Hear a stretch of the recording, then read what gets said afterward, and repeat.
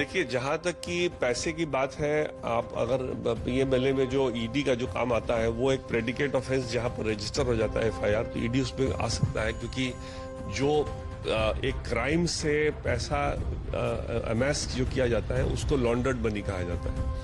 उस लॉन्डर्ड मनी को आप जहां भी इन्वेस्ट कीजिएगा वो प्रोसीड्स ऑफ क्राइम कहलाता है। तो सीबीआई तो कहीं भी इन्वेस्टिगेट कर सकती है, इसलिए मेरे को लगता है अब जुरिस्डिक्शन का इशू बिल्कुल नहीं उठना चाहिए, क्योंकि रिया ने खुद अपने पिटिशन में कह रखा है कि इस मामले को सीबीआई से जांच करानी चाहिए। पूरा देश और पूरा परिवार चाह रहा है कि पूरा निष्पक्ष जांच हो, किसी को न फंसाया जाए, ये हम लोग कह रहे हैं। और जांच में अगर कोई पकड़ में आता है तो उसे छोड़ा भी नहीं जाए, यही हम लोग का आग्रह है।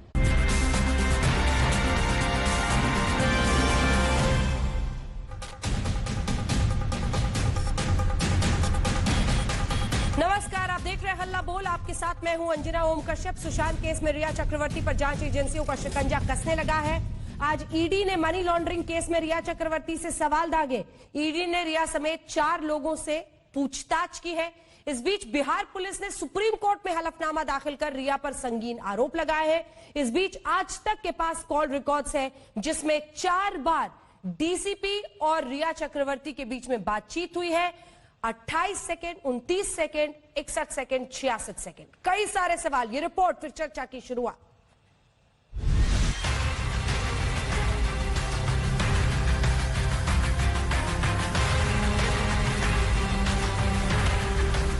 कहते हैं कानून के हाथ काफी लंबे होते हैं। उन लंबे हाथों से रिया कब तक भागती? सुशांत की मौत के बाद से रिया गायब थी, लेकिन आज उन्हें ईडी के सामने पेश होना ही पड़ा। उस वक्त दोपहर के करीब 12 बज रहे होंगे जब मुंबई में ईडी के दफ्तर में बाहर रिया की गाड़ी रुकी। सूट पहने, सिर पर चुन्नी लिए, मुंह पर मास्क लगाए रिया ईडी की दफ्तर की ओर बढ़ी। रिया के साथ उनका परिवार भी था, भाई शौविक और पिता इंद्रजीत चक्रवर्ती। आज तक ने रिया से सवाल दागे।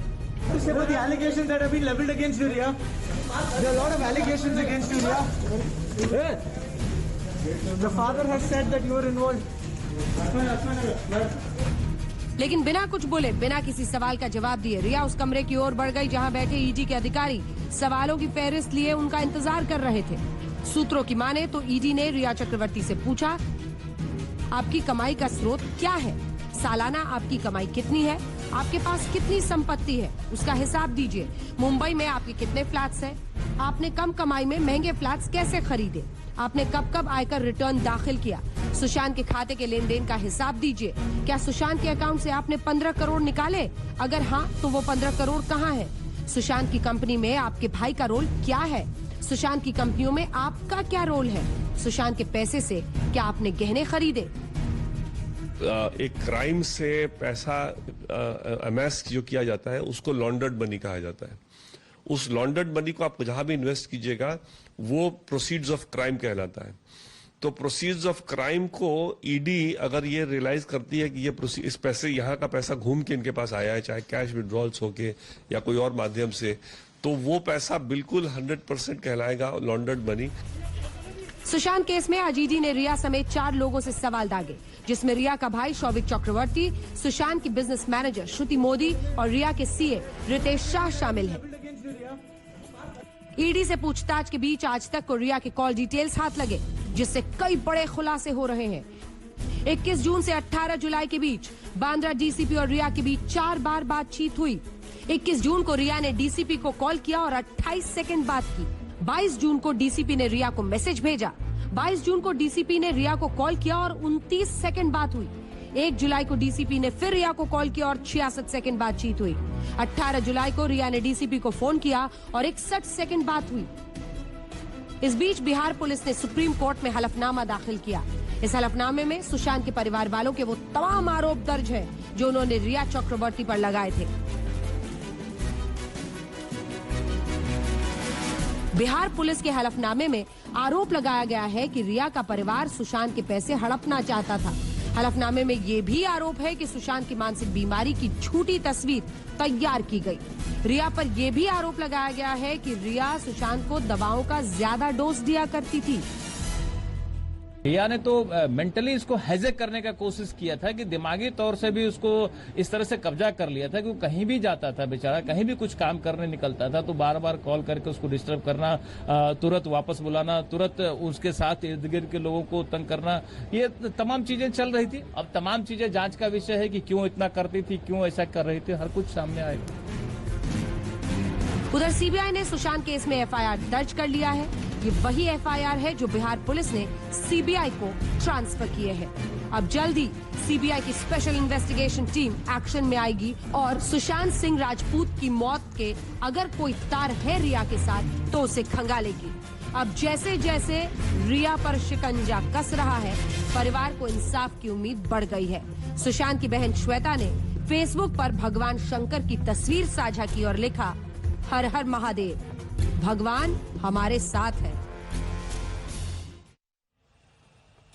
सच की ही तलाश है और इसी कड़ी में अब आपको बड़ी खबर बता रहे हैं। सीबीआई ने सुप्रीम कोर्ट में सुशांत केस में पार्टी बनाने की अर्जी दी है। सीबीआई ने अदालत से अधिकार क्षेत्र यानी जुरिस्डिक्शन को लेकर क्लैरिटी मांगी है। 18 अगस्त को अब मामले की सुनवाई होगी। सीबीआई की तरफ से ये कदम उठाया गया है। केस में पार्टी बनाने के लिए सीबीआई ने अर्जी दी है।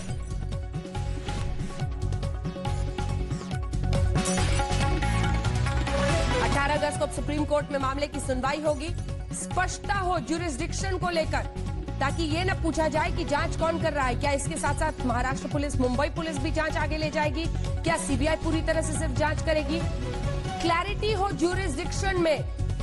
हालांकि आपको बता दें, सीबीआई को मामला सौंपे जाने के लिए किसी राज्य सरकार की सिफारिश चाहिए होती है और फिर केंद्र की तरफ से अधिसूचना जारी की जा सकती है, जो कि डीपीटी की तरफ से, डीओपीटी की तरफ से जारी कर दी गई, जिसके बाद सीबीआई ने एफआईआर दर्ज मामले की जांच शुरू कर दी है। इस बीच आपको बता दें, रिया ने ईडी को ऑडिट रिपोर्ट सौंप दी है।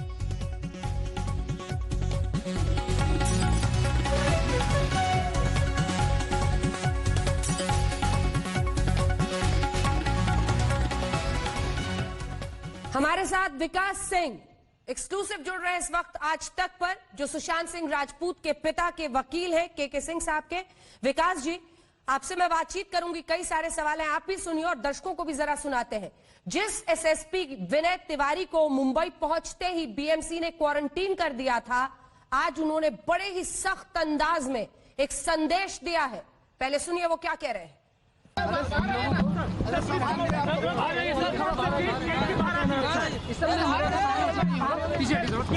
मुझे चोट लग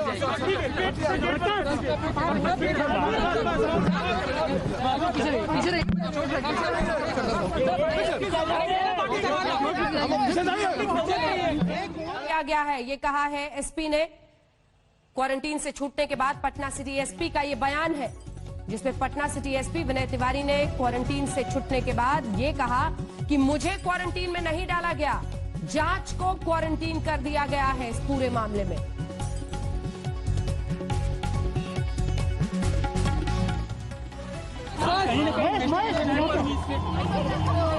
इस मामले में हमारी आधिकारिक पुष्टि भी हो गई है। बिहार पुलिस मुख्यालय ने भी लेटर लिखा है और उसमें स्पष्ट रूप से वर्णित है कि हम लोग इन्वेस्टिगेशन तो नहीं कर पाए।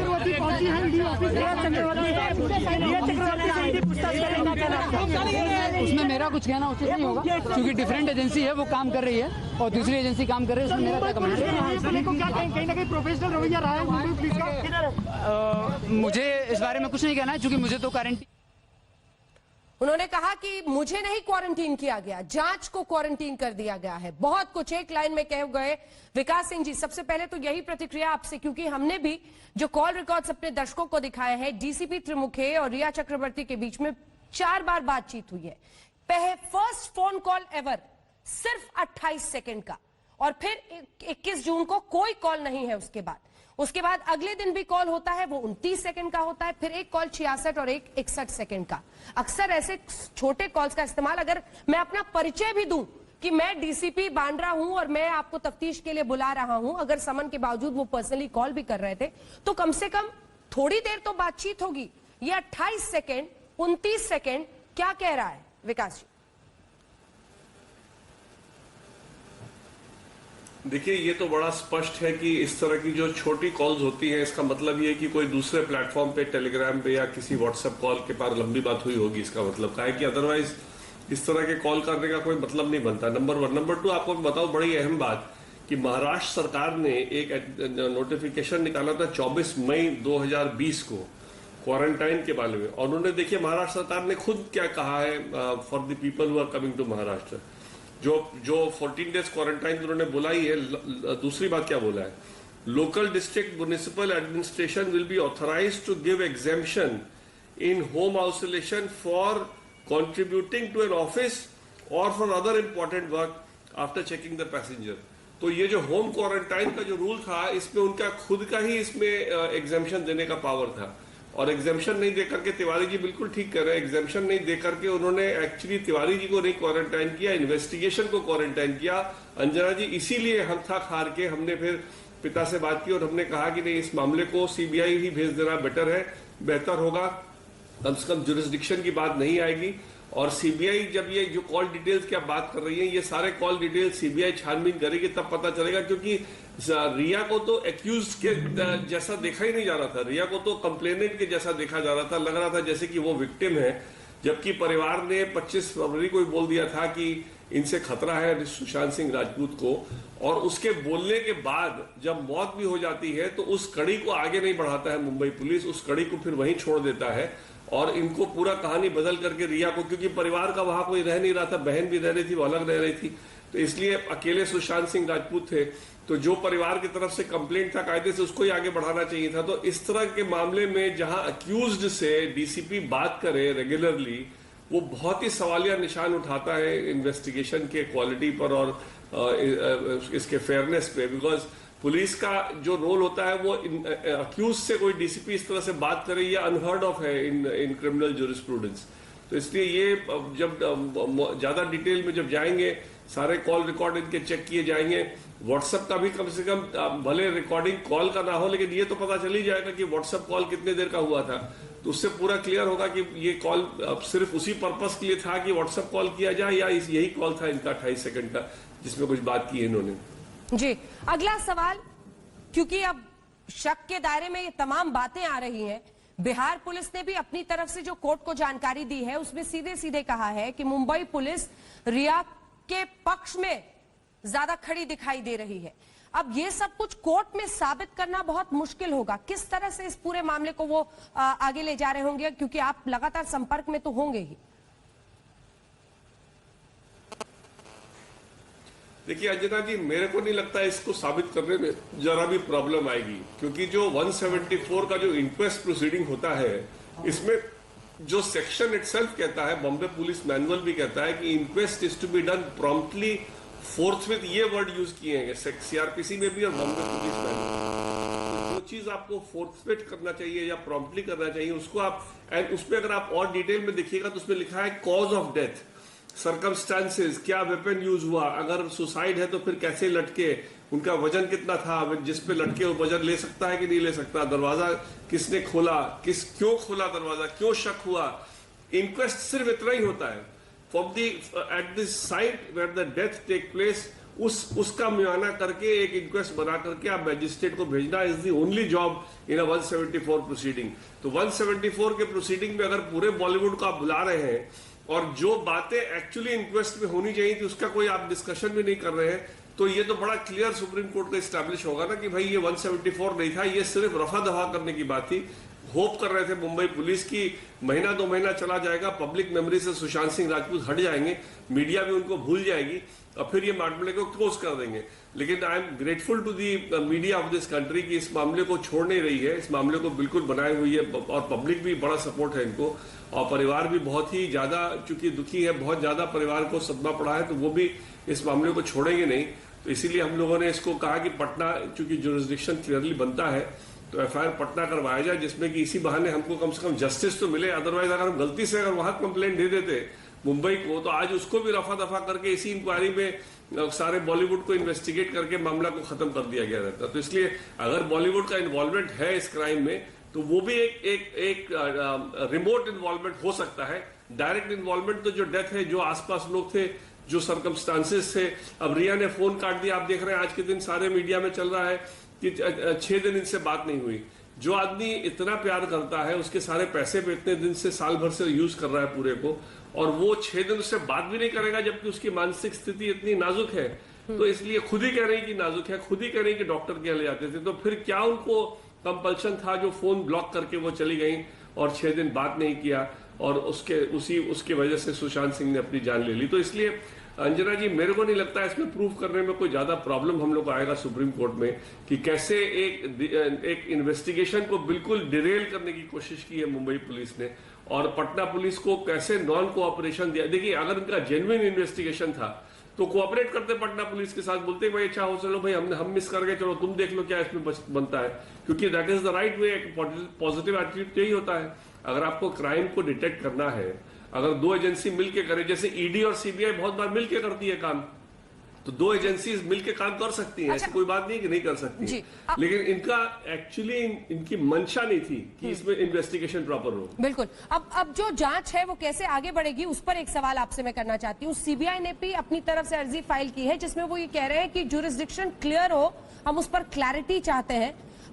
ये कैसे पूरा जाएगा? 18 अगस्त को अगली सुनवाई है सुप्रीम कोर्ट में। आज जो कुछ हुआ उसके मद्देनजर आपसे मेरा सवाल है कि बिहार पुलिस ने अपनी तरफ से रिपोर्ट दे दी, क्या मुंबई पुलिस अब जांच नहीं करेगी इस दौरान? अभी जांच किसके पास है? क्या मुंबई पुलिस भी जांच को आगे ले जा रही है? सीबीआई ने भी एफआईआर दर्ज कर ली है, जांच को आगे ले जा रहे हैं। ये जांच अभी किसके हाथ में है सर? देखिए, जांच तो सिर्फ एक ही एजेंसी कर रही है, या तो पटना या सीबीआई। मुंबई तो सिर्फ इंक्वेस्ट कर रही है, इंक्वेस्ट जांच नहीं होता है। इंक्वेस्ट को सुप्रीम कोर्ट ने बड़ा क्लियरली कहा है कि इंक्वेस्ट होने के बावजूद एक एफआईआर रजिस्टर हो सकता है। तो मुंबई पुलिस अपना इंक्वेस्ट कंप्लीट करे, बताए कि हाँ मौत कैसे हुई और क्या सर्कमस्टांसेस थे, या कोई सस्पिशियस सर्कमस्टांस था कि नहीं था, खत्म करके रिपोर्ट दे। उनका चूंकि एफआईआर दर्ज ही नहीं है तो उनका कोई जुरिस्डिक्शन का इशू आता ही नहीं है। मजिस्ट्रेट को सारे कागजात दे दें जो भी उनके अभी तक सेलेक्ट किए, कलेक्ट किए इंक्वेस्ट के लिए, और सारे कागजात फिर मजिस्ट्रेट से जाकर के सीबीआई निकाल लेगा। इसलिए, और जहां तक सीबीआई का सवाल है, मेरा ये मानना है कि सुप्रीम कोर्ट ने कोई स्टे तो किया ही नहीं है। आप पता नहीं आपके चैनल से कोई था कि नहीं था, इसमें जब बहस हो रही थी तो बहुत कोशिश की रिया के वकील ने कि उनको स्टे ऑफ अरेस्ट वगैरह दिलवाया जाए, और मैंने कहा कि नहीं, इतना ये गंभीर अपराध है और इतने कड़ी इसमें पहलू इसमें इतने घुसे हुए हैं कि इसमें कोई भी इंटरिम ऑर्डर ग्रांट करना अक्यूज के फेवर में बिल्कुल घातक होगा और इन्वेस्टिगेशन को नुकसान पहुंचेगा। तो इसीलिए कोर्ट ने मेरी बात मानी, ऑर्डर कुछ भी नहीं किया है। इसलिए जब ऑर्डर है ही नहीं तो सीबीआई इन्वेस्टिगेट करे, और अगर मान लीजिए सीबीआई अगर रिया के पास जाती है क्वेश्चनिंग के लिए, और अगर वो क्वेश्चनिंग में अगर वो फोर्थविथ आंसर्स नहीं दे रही है, या इवेसिव आंसर्स देने में, या सीबीआई को डॉज कर रही है, तो उनका ग्राउंड बनता है, अरेस्ट भी कर सकते हैं। इसलिए मेरे हिसाब से तो कोई रोक नहीं है सीबीआई को। सीबीआई पूरी तरह से इंडिपेंडेंट है, हर तरह से इसको मामले को अच्छी तरह से जांच करे, और जांच करके इनफैक्ट अगले तारीख में 18 तक सीबीआई को अपना हलफनामा भी डाल देना चाहिए सुप्रीम कोर्ट में कि इस जांच के दौरान उनको क्या क्या मिला है और क्या क्या तथ्य मिले जो शो करते हैं कि इसमें एक ऑफेंस कमिट हुआ है या नहीं हुआ है। तो ये सारी बातें भी सुप्रीम कोर्ट के सामने आ जाएंगी, तो सुप्रीम कोर्ट से हम लोग फर्दर ऑर्डर करा सकते हैं एक एसआईटी के गठन करने का, या इस तरह का कुछ कराने का। बहुत बहुत धन्यवाद आपका विकास सिंह जी हमारे साथ। जी बहुत बहुत धन्यवाद सर आपका। आगे भी आपसे बातचीत होती रहेगी, मामला अभी आगे बढ़ना ही है। इस बीच अब हमारे साथ कई खास मेहमान जुड़ रहे हैं। गणेश हिवारकर जो कि कोरियोग्राफर हैं, दोस्त भी रहे हैं सुशांत के, सैमुअल वाकिब जो कि सुशांत सिंह राजपूत के दोस्त थे, धवल कुलकर्णी ऑथर है द कजन ठाकरेस की, वो भी हमारे साथ इस चर्चा में जुड़ रहे हैं। नवीन चौमल साहब सीनियर एडवोकेट हमारे साथ जो कि सुशांत की तरफ से बात कह रहे हैं, वो हमारे साथ जुड़ रहे हैं। विकास गुप्ता जी जो कि सीनियर एडवोकेट हैं और लगभग रिया को डिफेंड कर रहे हैं, वो हमारे साथ जुड़ रहे हैं। आप सब हमारे साथ बने रहिए, एक एक करके मैं सवाल दागना शुरू करूंगी, लेकिन उससे पहले जरा वो ग्राफिक्स दिखाइए कि आज जब ईडी के पास जांच के लिए पहुंची रिया चक्रवर्ती तो उनके साथ कौन कौन गया था, क्योंकि उनके भाई को भी आपने देखा होगा, शौविक चक्रवर्ती, वो वहां पर जांच में उनके साथ गए थे। और फिर उसके बाद हम आपको दिखाएंगे, ये देखिए इंद्रजीत चक्रवर्ती उनके पिता थे, शौविक चक्रवर्ती उनके भाई। रिया के साथ जब ईडी से पूछताछ के लिए वो पहुंची तो ये लोग उनके साथ थे। अब हम आपको बता रहे हैं सवाल जवाब, आपकी कमाई का स्रोत क्या है, तमाम जो सवाल पूछे गए ये एक एक करके हम आपको दिखाते रहेंगे। सालाना कमाई पर बातचीत हुई है, अपनी ऑडिट रिपोर्ट्स दी है वहां पर रिया चक्रवर्ती ने ईडी को, कितनी संपत्ति है, कैसे फ्लैट्स लिए, कहां से आपका सोर्स ऑफ इनकम है, आपने क्या सुशांत के पैसे कंपनी में लगाए और अगर लगाया तो कितना, कैसे, ये तमाम ऐसी जानकारियां हैं। अब हम आपको एक बार ये भी दिखाना चाहते हैं कि बिहार पुलिस ने किन लोगों को अपने इस जो उन्होंने जानकारी की थी गवाह क्या लिए हैं। एक करीबी दोस्त महेश शेट्टी, अशोक कुमार पुराने कुक, बड़ी बहन मीतू सिंह।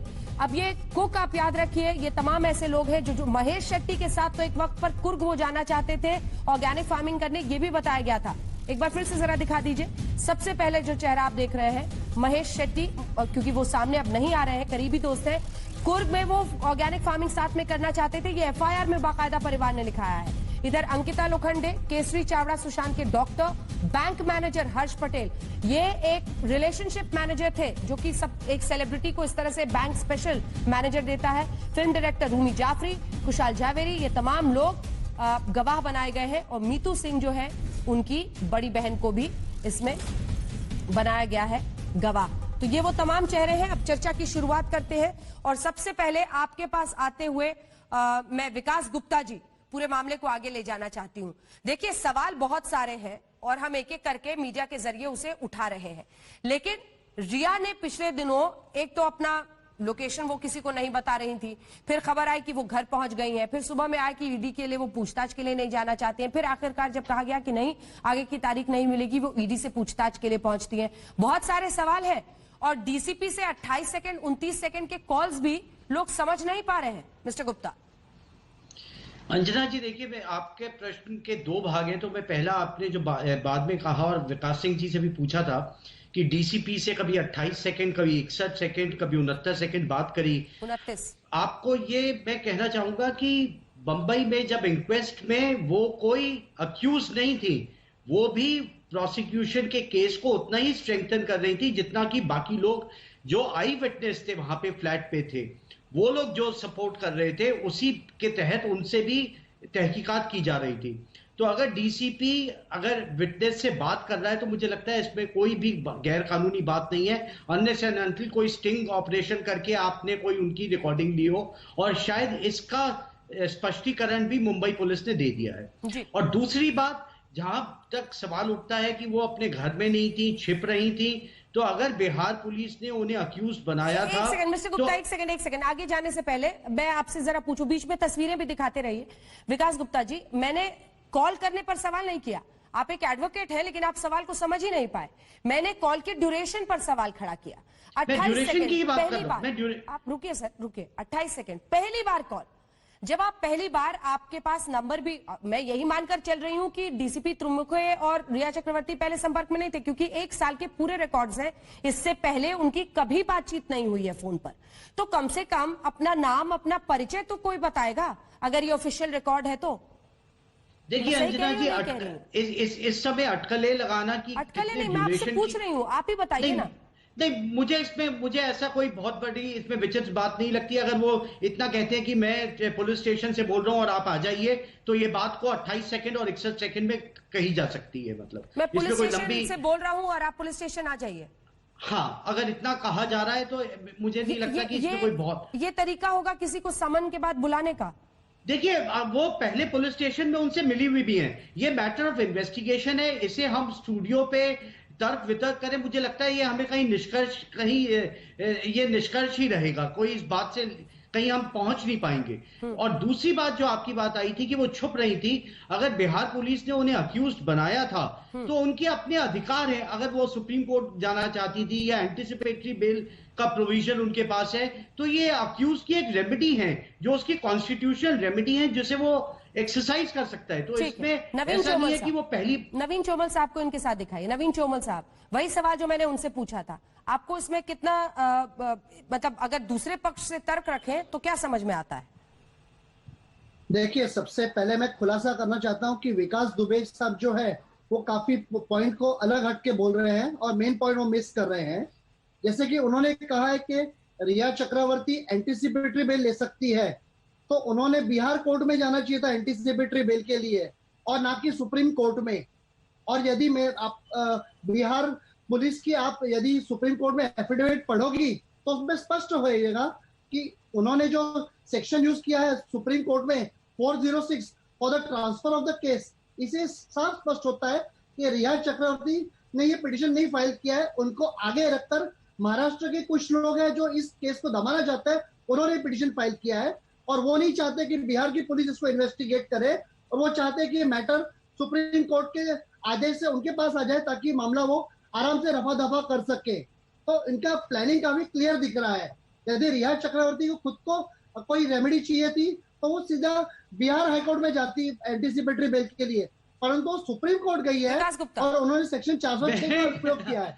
जी, मैंने one of the alternate remedies Anjana ji बताई है। हाँ, और 406 में अगर वो सुप्रीम कोर्ट गए, वो उसका अधिकार था। अगर आप बिना अधिकार, मैं विकास जी से पूछता हूँ। नहीं, विकास जी, सेकंड, आज प्लीज एक सेकंड, विकास जी एक मिनट, विकास जी मेरे सवाल का जवाब दीजिए, मेरे सवाल का जवाब दीजिए। ओके, मैं 10 सेकंड में अपनी बात खत्म कर रहा हूं। मैं आज की बहस को डिरेल करके ज्यूरिसडिक्शन के पॉइंट पे नहीं जाना चाहता, क्योंकि अगर मैं ज्यूरिसडिक्शन पे बोलूंगा तो बहुत लंबी कहानी हो जाएगी। बिल्कुल सही बात है कि बिहार पुलिस का कोई ज्यूरिसडिक्शन नहीं बनता। ये एक फिल्मी स्क्रिप्ट की तरह एक एफआईआर को बना करके ज्यूरिसडिक्शन क्रिएट किया गया है। लेकिन मैं ये भी मानता हूं कि अगर सच्चाई के लिए सीबीआई को इन्वेस्टिगेशन करनी भी है तो मैं उसके खिलाफ नहीं हूं। लेकिन अगर आप इसको एकेडमिक पॉइंट पे, कानूनी तौर पे बहस करेंगे तो ये बिल्कुल स्पष्ट रूप है कि एक एफआईआर, फिल्मी एफआईआर बनाई गई है बिहार के ज्यूरिसडिक्शन को क्रिएट करने के लिए। मुझे लगता है फिल्मी एफआईआर नहीं, अंजना जी, एक पिता 74 साल का एक पिता, एक सेकंड मिस्टर गुप्ता, आप सुनिए, 74 साल का एक बुजुर्ग व्यक्ति, एक पिता एफआईआर दर्ज कराता है और उसको आप फिल्मी एफआईआर कह रहे हैं। मैं अंजना जी, वो कह रहा है कि जांच हो तो उसको आप फिल्मी एफआईआर कह रहे हैं। नहीं अंजना जी, आप अगर आप देखेंगे 406 और 420 जितनी मुस्तैदी ईडी ने ईसीआईआर रजिस्टर करने के लिए करी, आपको ये पता होना चाहिए कि जब शेड्यूल ऑफेंस के बाद ही ईडी रजिस्टर कर सकता है, और सीबीआई ने आज अपनी रजिस्टर कर लिया। कोई इन्वेस्टिगेशन क्यों भाग रहे हैं आप ईडी की तरफ? मैं आपसे कुछ और पूछ रही हूँ। आप कह रहे हैं कि बिहार पुलिस ने एक फिल्मी एफआईआर दर्ज कर ली। 74 साल का पिता कहता है, 74 साल का एक पूरा अकॉर्ड दे रहा है, एक रिकॉर्ड दे रहा है, लिख रहा है, और वो आपको फिल्मी लग रहा है। ज्यूरिसडिक्शन के लिए फिल्मी एफआईआर हो गई वो। बिल्कुल। चलो अंजना जी, मुझे सवाल पूछने दो, इनको मुझे सवाल पूछने दो। चलो विकास दुबे जी, आप कहते हो कि फिल्मी एफआईआर मान लिया, तो चलो मान लिया सॉरी गुप्ता सर, फिल्मी एफआईआर है, तो उसकी रेमेडी क्या होती है आप जानते हो एज अ लॉयर? आपने बिल्कुल बिहार हाईकोर्ट में जाना चाहिए था कोचिंग के लिए। इसलिए आपको अच्छा, आप 406 की बात कर रहे हैं, सेक्शन, चलिए अच्छा आप सेक्शन 406 की बात कर रहे हैं। चलिए मैं आपको पूरे देश को बताना चाहता हूं इस चैनल के माध्यम से कि सेक्शन 406 कब लगता है सुप्रीम कोर्ट में? जब किसी कोर्ट के आगे केस चल रही हो या हाई कोर्ट के आगे कोई अपील चल रही हो, तब सुप्रीम कोर्ट एक हाई कोर्ट से या एक कोर्ट से, एक स्टेट से दूसरे केस में कर सकता है। लेकिन जब इन्वेस्टिगेशन चलता हो तब नहीं कर सकती सुप्रीम कोर्ट। और ये फैसला सुप्रीम कोर्ट ने मेनका गांधी वर्सेस रानी जेठमलानी के केस में दिया हुआ है। तो आपको इसका पता नहीं है क्या? और यदि आप कहते हो फिल्मी एफआईआर है, झूठी एफआईआर है, चलो मान लिया, तो आपने सीधा जाना चाहिए था। मैंने झूठी एफआईआर नहीं कहा है कभी भी। चलो फिल्मी कहा है आपने, चलो फिल्मी एफआईआर है for the purposes of jurisdiction. Bihar, तो आपने बिहार, चलो फॉर द पर्पस ज्यूरिसडिक्शन ही, तो आपने बिहार हाईकोर्ट को बताना चाहिए था। परंतु आप चाहते हो कि वो केस ट्रांसफर हो केवल महाराष्ट्र में। इसका मतलब ये है कि अगर आपको लग रहा था कि मुंबई पुलिस जांच सही तौर से नहीं कर रही, तो आपको भी मुंबई हाईकोर्ट में जाना चाहिए था। मोहरा है, केवल मोहरा है। महाराष्ट्र में जो बैठे हैं लोग, जो फिल्म लाइन से जुड़े हुए हैं, बॉलीवुड के हैं, कुछ पॉलिटिशियन लोग हैं जिनके अरेस्ट होने से सरकार गिर सकती है, उन लोग की मोहरा है ये रिया चक्रवर्ती, और उसको आगे करके सुप्रीम कोर्ट में पिटीशन फाइल किया गया है। इसीलिए सुप्रीम कोर्ट ने कोई आदेश नहीं दिया, ना उनके प्रोटेक्शन के लिए, ना किसी और के लिए। धवल कुलकर्णी को मैं लाना चाहती हूँ बहस में। धवल कुलकर्णी साहब, आपको क्या लगता है ये फिल्मी एफआईआर है? देखिए मैडम, ये लॉ पॉइंट के इशू, देखिए मैडम, ये लॉ पॉइंट का इश्यू है, लेकिन मैं आपसे एक अलग बात इससे थोड़ी एक हट के अलग बात कहना चाहता हूँ। देखिए, जो हुआ वो बहुत दुर्भाग्यपूर्ण था, लेकिन एक बात तो बिल्कुल जाहिर है कि इस इश्यू का उपयोग जो है वो राजनीति के लिए हो रहा है। अभी उसके दो कारण है, एक तो बिहार में अभी एक चुनाव सेकंड आने मिस्टर वाले हैं। धवल कुलकर्णी, काउंटर क्वेश्चन। पूरे मामले का इस्तेमाल पॉलिटिक्स के लिए हो रहा है। एक सेकंड, आपने रिया चक्रवर्ती का वो ट्वीट देखा था जब उन्होंने लिखा देश के गृह मंत्री को टैग करके कि आप इसकी सीबीआई जांच कराइए? कहा था, नहीं कहा था? हाँ कहा था, लेकिन तो वो मेरा क्या मुद्दा है पॉलिटिक्स कि कर रही यहाँ थी? पे लार्जर फोर्सेस मुझे नजर आते हैं जो। एक सेकंड, क्या वो पॉलिटिक्स कर रही थी? नहीं मैडम, वही तो मैं कह रहा हूँ कि there larger forces which seem to be at work here. देखिए, अभी इसमें आप देखोगे तो महाराष्ट्र में बीजेपी सत्ता के बाहर है, तो उन्हें एक सत्ता के बारे में एक विड्रॉल सिम्टम दिखाई दे रहा है। दूसरी बात है कि बिहार में चुनाव आने लगे। आप देख रहे हैं कि मीडिया ट्रायल की बात करते हैं लोग, यहाँ पे तो एक सोशल मीडिया ट्रायल हो रही है, क्योंकि जिस तरीके की बातें अभी सर्कुलेट हो रही है सोशल मीडिया पे, आप तो मेरे सवाल से भाग रहे हैं। बातें हैं। आप भी गुप्ता साहब की तरह मेरे सवाल से भाग रहे हैं। I am not interested party in this case. आप मेरे सवाल का जवाब दीजिए ना। आप कह रहे हैं लार्जर फोर्सेस, एक सेकंड, आप कह रहे हैं पॉलिटिकल पार्टीज देखने की कोशिश कर रहा है। हम तो पॉलिटिकल पार्टीज पर बाद में जाएंगे ना सर। जो की कैरेक्टर्स हैं उनको आप देखिए ना, की कैरेक्टर्स को देखिए। आप कह रहे हैं सोशल मीडिया का इस्तेमाल हो रहा है वेंडेटा निकालने के लिए और विड्रॉल सिम्टम्स एक पार्टी को हो रहा है सत्ता से, वो कर रही है। वो छोड़िए, आप पहले देखिए कि रिया चक्रवर्ती ने ट्वीट करके गृह मंत्री से कहा कि आप सीबीआई जांच कराइए। वो क्या कर रही थी? इसी सोशल मीडिया के जरिए सीबीआई जांच की मांग हो रही है ना। रिया चक्रवर्ती ने यह आवाज क्यों उठाई? बाकायदा लिखा, I am Sushant Singh Rajput girlfriend at Amit Shah, please enable a CBI inquiry. CBI inquiry की मांग रिया चक्रवर्ती ने पहले की थी, फिर बाद में कहने लगी कि कोई और नहीं, सिर्फ मुंबई पुलिस ही जांच करे। आप ये समझा दीजिए, यहीं से पॉलिटिक्स की शुरुआत क्यों ना कही जाए? ये क्या ट्रिक था? ये क्या ट्रिक था सर? अगर सीबीआई जांच पर भरोसा नहीं था, मुंबई पुलिस से ही जांच करानी थी, तो सोशल मीडिया पर अपने वेरीफाइड अकाउंट से ये क्यों लिखा रिया चक्रवर्ती ने? देखिए, ये जो मुद्दा है वो जांच में मुझे लगता है आगे आएगा। And the law should take its own course. I don't know whether the law will take its own course, the law should take its own course. लेकिन मैं ये मुद्दा आपको बताना चाहता हूँ अंजना जी, कि मुझे ऐसा लगता है कि लार्जर पॉलिटिकल फोर्सेस, क्योंकि इस इशू का जो उपयोग है वो लोग अलग अलग जो पॉलिटिकल पार्टीज हैं वो अपनी रोटी सेकने के लिए कर रहे हैं। ठीक है, जैसे महाराष्ट्र में हो रहा है, बिहार में चुनाव आ रहे हैं, उसके लिए हो रहा है। गणेश जी, और एक ठीक है, गणेश जी के पास एक बार चलते हैं इसका जवाब लेने के। गणेश जी, आप जानते भी थे सुशांत सिंह राजपूत को करीब से, इसीलिए आपसे सवाल पूछ रही हूँ। खबर आई सुशांत सिंह की मौत की, 14 जून वो तारीख थी। उसके बाद सीक्वेंस ऑफ इवेंट्स देखिए, रिया चक्रवर्ती ट्विटर पर आकर लिखती हैं कि सीबीआई जांच कराइए इसकी। तो ये ट्वीट तब किया गया है जब पब्लिक इतनी ज्यादा आगे नहीं बढ़ चुकी। ये तो ऑब्वियसली उस टाइम तो पॉलिटिकल के हिसाब से उसने ट्वीट किया होगा, लेकिन बाद में फिर मुंबई पुलिस ही चाहिए और फिर सुप्रीम कोर्ट पे जाना है कि नहीं मैं बिहार के पास नहीं जाऊंगी। ये सब जो हुआ है बाद में उसने 10 एक्शन ऐसे किए जो अपोजिट में थे, और एक ही एक्शन जो किया वो तो बहुत लोगों ने किया था कि सीबीआई जांच शुरुआत। जब ये बाद में पता लगा कि बड़े लोग इन्वॉल्व है तो सब हट गए। तो क्या लगता है आपको, ऐसा क्यों उन्होंने अपना स्टैंड क्यों बदला रिया चक्रवर्ती ने? क्या लगता है आपको गणेश जी? स्टैंड इसीलिए बदला है, जब उनके घर वाले जो बोल रहे हैं कि रिया चक्रवर्ती के साथ पैसे का ट्रांजैक्शन हुआ है, तो घर वाले कभी झूठ बोल नहीं सकते उसके। 101% ये कुछ इसमें बहुत सारी चीजें सच है। और तब अगर ये अभी किस्सा सीबीआई और डीजीपी बिहार जी ने कहा है उन्होंने कि इनको पकड़िए, पहले इनको डायरेक्ट अरेस्ट कीजिए, फिर इनको पूछताछ कीजिए, तब ये सारा सच बाहर आ जाए। विकास गुप्ता जी, इसका जवाब है आपके पास?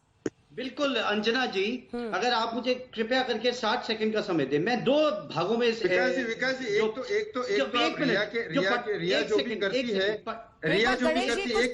मेरे को पहले पूछना, रिया जो भी करती है उसको आप उसका हक कहते हैं, और जो अभी हमने जो FIR किया था उसको आप एकदम फिल्मी FIR कह देते हैं। वो उनका हक नहीं था। नहीं, आपने शायद मेरी पूरी बात सुनी नहीं थी। मैंने कहा था कि जो ज्यूरिसडिक्शन को क्रिएट करने की जो बातें लिखी गई हैं FIR में, वो कानूनी ना होकर के फिल्मी है। तो बहरहाल मैं दूसरी बात पे आता हूं कि जहां तक इस FIR के अगर 2 पार्ट्स को मैं देखूं अंजना जी, एक ब्रीच ऑफ ट्रस्ट और चीटिंग 406 और 420 और दूसरा abetment to suicide. Abetment to suicide में अगर रिया का रोल है तो उसको सजा होनी चाहिए, लेकिन आप ये बताइए अगर किसी का लिव इन रिलेशनशिप है वो as good as husband and wife का रिलेशनशिप है। ये सुप्रीम कोर्ट ने 2015 से लेकर आज तक 2020 तक का कानून यही है, और उसके बढ़ने के बाद भी उसकी प्रॉपर्टी पे हक लिव इन रिलेशन पार्टनर का है, बाकी लीगल एज का नहीं है। ये सुप्रीम कोर्ट ने 2015 में कहा है। दूसरी बात, अगर अपने जीवन काल में सुशांत उनको कुछ अपना रुपया या कोई जायदाद दे रहे हैं as a live in partner, तो आप मुझे बताइए कि ये ब्रीच ऑफ ट्रस्ट और चीटिंग कैसे बनेगा? कौन आकर के कह पाएगा कि जो सुशांत ने उस वक्त उनको दिया वो चीटिंग थी या ब्रीच ऑफ ट्रस्ट था? मैंने पहले भी आपके माध्यम से और चैनल्स पे ये बात उठी थी कि इस एफआईआर को जो, क्योंकि पटना में जब एफआईआर सुशांत के फादर ने करवाई तो उन्होंने कहीं ये नहीं कहा कि मेरे पुत्र की हत्या की गई है। उन्होंने कहा कि 406 और 420 धोखाधड़ी और ब्रीच ऑफ ट्रस्ट का मुकदमा एक है, और दूसरी चीज अबेटमेंट टू सुसाइड का है। मुझे एक बात बताइए अंजना जी, अगर ये अबेटमेंट टू मर्डर ना होकर के अगर ये सुसाइड हुआ तो क्या पूरा मीडिया रिया चक्रवर्ती से माफी मांगेगा क्या जाकर के? आप इसका भी जवाब दे दीजिए। जब वो 8 तारीख को घर छोड़ के चली गई है तो उसने सुशांत के सारे कॉल ब्लॉक कर दिए। तो इसका कोई जवाब है? मेंटली हरासमेंट, एक आप लिव इन में रहते हो, इमोशनली उसको जो भी रहते हो उसके साथ, और अचानक वो अगर परेशानी में है, मानसिक परेशानी में अगर वो था किसी भी तरह से, तो अचानक उससे कॉल भी बंद कर देते हो, आप उसके पैसे भी ले जाते हो, तो वो क्या महसूस करेगा वो? और उसके बाद अभी आप बोल रहे हो कि अंजना जी अगर इनकी एफआईआर देखी जाए तो सुशांत का फैमिली के साथ काफी टाइम से टाई रिलेशनशिप ही खत्म हुआ था। ये कौन कह रहा है? सर आपने व्हाट्सएप बातें देखी है उसके बहन के साथ, से बात नहीं कर पाया, मिल नहीं पाया, उसके बहन के साथ बातचीत हुई है और ये नहीं। 3 बार बातचीत हुई है। अंजना जी ये मैं सबको कहना चाहता हूँ। जी गणेश जी बताइए। सबको मैं कहना चाहता हूँ कि 2007 से जब वो मेरे साथ था तब से लेकर छोटी से छोटी बातें वो अपनी बहनों को जरूर बताता था, अपने जीजाजी से जरूर शेयर करता था, और लास्ट भी चैनल ने भी दिखाया ये बात, मीडिया ने भी दिखाया कि व्हाट्सएप पे बहनों के साथ बहुत नॉर्मल था। बिल्कुल वो मैसेजेस मैं मान ही नहीं दिखा सकता सकते हैं, कितना भी बड़ा बातचीत हुई है। वो बिजी हो जाए, नवंबर के महीने में भी तीनों बहनें आई थी, उन्हें यहां से चंडीगढ़ ले जाने नहीं जाने दिया गया तो वो अकेली चली गई वापस। 4 टिकट कटे थे सुशांत सिंह राजपूत और 3 बहनों के।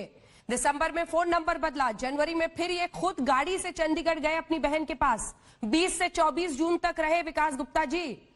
अगर आप इस केस पर बातचीत करने आए हैं मैं तो ये आपको तो नहीं ये कह फैक्ट्स सकता कि पता होना आपके चाहिए। चैनल पे है सिद्धांत पटानी के खुद के स्टेटमेंट आ रहे हैं जिसमें सुशांत उनको कह रहे हैं कि उनके जीजा के फोन आ रहे हैं, तो आप उन्हें कहिए कि आप उनसे बात ही मत फैमिली की बजाय सिद्धार्थ पिठानी पर ज्यादा विश्वास करना चाहते हैं। नहीं मैं विश्वास आपको 74 साल के एक बुजुर्ग व्यक्ति की एफआईआर फिल्मी दिखाई देती है, तो फिर मेरे अगले सवाल का जवाब दीजिए। बिना इधर गए वकील साहब, चैनल को पहले पता होता है, मिस्टर इन्वेस्टिगेशन गुप्ता थोड़ी और सिद्धार्थ पिठानी का मैसेज आपके पास कैसे आ गया? वो तो मुंबई पुलिस के पास था ना। आप बताइए मुंबई पुलिस को जो सिद्धार्थ पिठानी ने मैसेज फॉरवर्ड किया वो विकास गुप्ता को कैसे पता चल गया? बताइए। नहीं ये सवाल आप मुझसे पूछ रहे हैं? बिल्कुल साहब, आपने सिद्धार्थ पिठानी के मैसेज को कोट किया, वो व्हाट्सएप मैसेज आपको किसने दिया? आप जैसे चैनल पे ही वो दिखाया जा रहा है। तो वो मुंबई पुलिस दिखा रही होगी। वो मुंबई पुलिस दिखा रही होगी। मैं चैनल्स के नाम नहीं लेना चाहता यहाँ बिल्कुल मत लीजिए, बिल्कुल मत लीजिए। लेकिन फिर आप ये भी बताइए कि खबरें क्या मुंबई पुलिस लीक कर रही है? क्या मैसेजेस मुंबई पुलिस लीक कर रही है? कौन कर रहा है? आज ईडी ने रिया चक्रवर्ती से जो सवाल पूछे वो चैनल सवाल बता रहे हैं कि ईडी ने क्या सवाल पूछे, तो क्या ईडी लीक कर रही है? तो तमाम जगहों से खबरें आती हैं, तमाम जगहों से आती हैं, फिर आप किसी एक पर उंगली क्यों उठा रहे हैं? क्योंकि आपको सूट करता है। मेरे सवाल का जवाब दीजिए मिस्टर गुप्ता, मेरे एक सवाल का जवाब दीजिए। रिया चक्रवर्ती ने शुरू में ट्वीट करके होम मिनिस्टर को एड्रेस करके सीबीआई जांच की मांग की थी, फिर क्यों वो सुप्रीम कोर्ट में जाके कह रही है कि मुंबई पुलिस ही जांच करे? सीबीआई जांच से क्यों डर लग रहा है? Simple question. मुंबई पुलिस काम नहीं कर रही है, बड़ी इंपॉर्टेंट सवाल नहीं कर रही है उस वक्त। उन्होंने कहीं पे भी सीबीआई की बात नहीं करी है। उन्होंने कहा है कि बिहार का ज्यूरिसडिक्शन नहीं बनता है, इसलिए मैं आपको तब भी मैंने बहुत दिनों से बात कही है कि अगर देश में ये उन्होंने ये भी कहा था लेकर के तो इसका पर्दाफाश गणेश जी कुछ बोलना चाह रहे हैं, उनके फ्रेंड है, सुन लीजिए थोड़ा सा सम्मान रखिए सुशांत के दोस्तों और परिवार के लिए। एक बार सुन लीजिए गणेश जी क्या कह रहे हैं, आप जवाब दीजिएगा। पहले तो उन्होंने कही थी ना सुप्रीम कोर्ट में भी जाके कहती कि आप ये सीधे जांच सीबीआई को दीजिए। आप कंसिस्टेंसी तो रखती है अपने प्रोसेस में गणेश जी। नहीं, ये दोनों चीजें मैच हो गई थी कि मुंबई पुलिस काम नहीं कर रही है और रिया चक्रवर्ती बोल रही है कि मुंबई पुलिस से काम करवाओ। मुंबई पुलिस काम नहीं कर रही है, सब देख रहे थे, और साथ में रिया चक्रवर्ती बोल रही है कि मुंबई पुलिस ही काम करे। बताइए इसका जवाब दीजिए, ये एक कॉम्बिनेशन दोनों का कैसा होगा? देखिए, ये कहना कि इस विटनेस से आपने ये पूछा या नहीं पूछा, जितना इस जबरदस्त मीडिया ट्रायल इस केस में चल रहा है, मुझे तो ये समझ में नहीं आ रहा कि मुंबई पुलिस की तफ्तीश क्या न्यूज चैनल्स को पता है? मिस्टर विकास गुप्ता, प्रॉब्लम ये है ना, प्रॉब्लम ये है हाँ। कि आप यहाँ पर बैठे ही एक ऐसे जगह पर हैं जहां पर आप डिफेंड कर रहे हैं रिया चक्रवर्ती को। आप उस एफआईआर को टोटली नजरअंदाज कर देना चाहते हैं जो 74 साल के एक व्यक्ति ने दर्ज की है। सुनिए तो, देखिए वकील वही अच्छा होता है मिस्टर गुप्ता, वकील वही अच्छा होता है जो सबकी बात सुनकर फिर अपने दलील बनाए। बेवजह की दलील बीच में मत दीजिए। आप सुनिए मेरी बात। आप बोल रहे हो एफआईआर दर्ज की ना, फादर ने एफआईआर एफआईआर दर्ज की ना, तब रिया चक्रवर्ती का नाम आया ना। आप बताइए कि उसके पहले किसी भी हमने आज तक पर कभी भी दिखाया हो रिया चक्रवर्ती शक के दायरे में है? जब एफआईआर दर्ज हुई, अगर पिता एफआईआर दर्ज करा रहे हैं तो आप चाहते हैं कि उसको कवर कर देती मीडिया, उसको दिखाती ही नहीं, उन सवालों को सामने लाती ही नहीं, ये कह रहे हैं आप? मैंने ये तो कहा ही नहीं है। तो फिर आप मीडिया ट्रायल किसे कह रहे हैं? आप मुझे बताइए कि आज ईडी में जो सवाल पूछे जाते हैं वही 15 मिनट बाद न्यूज चैनल्स पे आ जाते हैं। सिद्धार्थ पिठानी जो मैसेज भेजते हैं वही कुछ देर बाद मुंबई पुलिस को जो मैसेज भेजते हैं वही कुछ देर बाद सामने आ जाता है। तो ये तो अलग अलग सोर्सेज से जानकारी आती ही है मिस्टर गुप्ता। मीडिया की भी ये डिमांड थी कि सीबीआई इंक्वायरी इन्वेस्टिगेशन होनी चाहिए, थी ना आप लोगों की भी ये डिमांड, और हो गई। तो मुझे लगता है आप इन्वेस्टिगेशन पे छोड़ना चाहिए। इन्वेस्टिगेशन पर तो छोड़ा ही हुआ है मिस्टर गुप्ता, इन्वेस्टिगेशन पे छोड़नी चाहिए, इन्वेस्टिगेशन पे ही छोड़ा हुआ है। आप गलत उंगली ना उठाएं। गणेश जी, चोमल साहब आ रही हूँ, एक सेकंड चोमल साहब रुक जाइए। गणेश जी देखिए, ये समय का मैं इसलिए इस्तेमाल करना चाहती हूँ आपके साथ क्योंकि आप लोग जानते थे, वहां पर रहते थे, आप भी करीबी थे, इसलिए आपको जो सवाल इस वक्त परेशान कर रहे हैं वो आप सामने रखिए। गणेश जी, मुझे ये सवाल परेशान कर रहा है। अब ये सीबीआई तो 100% अपना काम करेगी ही करेगी।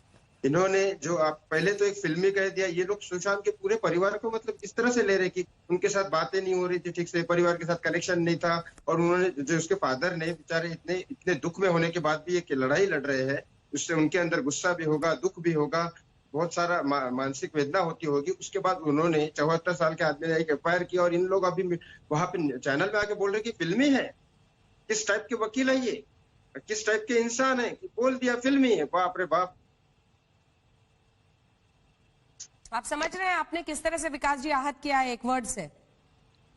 देखिए अंजना जी, फिर से आप मेरे को विस्फोट कर रहे हैं। आप लोग बातें मैंने करने तब के भी पहले, कहा था आप कि लोग बातें करने के पहले पर्पसेस ऑफ क्रिएटिंग जुरिस्डिक्शन पे जो सवाल उठा था मैंने उस बात का जवाब दिया था। विकास जी, आप इंसान है, इंसान की इंसानियत को पहले ध्यान में रख के ही बाकी बातें करनी चाहिए। आज सारा देश उनके परिवार के साथ खड़ा है, और अगर आप उसको फिल्मी वर्ड यूज करेंगे तो क्या फील होगा उनको, ये पीछे तो अब आपको भी पूरे देशवासियों पे विश्वास रखिए और उनकी इन्वेस्टिगेशन को आगे चलने दीजिए। वो सीबीआई पे तो पूरा विश्वास है। अभी तो बहुत सारे लोग जाएंगे अंदर, और जनता तो चुप नहीं बैठेगी जब तक जेल के अंदर बैठ नहीं जाती है। और गणेश जी हम पिक्चर्स दिखा रहे हैं, गणेश जी हम पिक्चर्स दिखा रहे हैं, लगातार बातचीत हो रही थी, वो व्हाट्सएप मैसेजेस दिखा रहे हैं, अपनी बहनों के साथ वो संपर्क में थे। 20 से 24 जून जी जनवरी में भी उनकी बहन पूछ रही है, ये 9 जून के पिछले साल की है, कि मेरे पास आ जाओ बेबी, यहाँ पे रह लो कुछ दिन, मैं किसी को बताऊंगी नहीं, तो किसी कहे तुमको जाना भी नहीं पड़ेगा, तुम आराम से घर पे रहो 1 महीने। ये उनकी बहन के साथ बातचीत। जी गणेश, इससे ये भी पता लगता है कि जो फरवरी में इन्होंने केस एफआईआर करने की कोशिश की वो भी सच थी।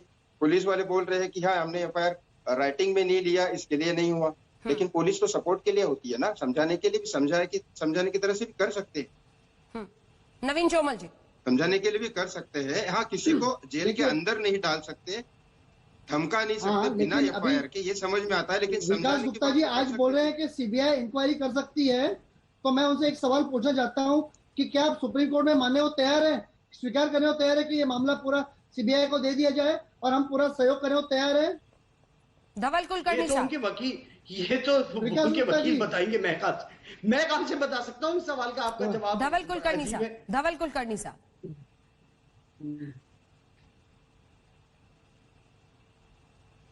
क्यों धवल जी बता सकते हैं ये? आप समर्थन करते हो विकास गुप्ता जी जो बोले उसका? सीबीआई जांच भी आपको पॉलिटिक्स का हिस्सा दिखाई दे रहा है ना, इसीलिए मैंने ये सवाल आपकी तरफ कर दिया है। धवल कुलकर्णी जी, आवाज नहीं जा रही क्या उनको? मिस्टर कुलकर्णी।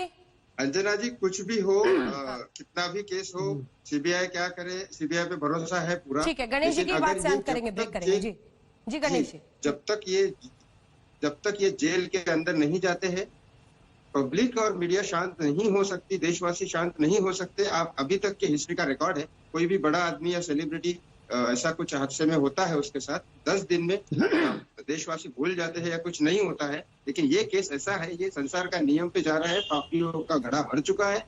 ये अभी कोई चुप नहीं बैठेगा। ये केस कितना भी ये दबाने की कोशिश करे या कुछ भी हो आगे, ये जब तक सच सामने आना चाहिए और यही सभी चाहते हैं। और इसीलिए कई जगहों से मांग उठी कि सीबीआई जांच हो। सीबीआई ने भी अर्जी दाखिल की है सुप्रीम कोर्ट में ज्यूरिसडिक्शन को लेकर क्लैरिटी पर। ईडी के पूछताछ के जरिए रिया चक्रवर्ती से पूछताछ हो रही है, क्या सच सामने आता है, इस पर भी नजर रहेगी। साथ ही सीबीआई जांच को आगे ले जा रही है, अर्जी सुप्रीम कोर्ट में दी है, नजर इस पर भी रहेगी। इसी पर आप देख रहे थे बहस, देखते रहिए आज तक। नमस्कार, मैं हूं अंजना ओम कश्यप। हमें उम्मीद है ये वीडियो आपको पसंद आया होगा। लेटेस्ट खबरों के लिए यूं ही देखते रहिए आज तक, और इस वीडियो के पसंद आने पर लाइक, शेयर एंड सब्सक्राइब करना ना भूलें।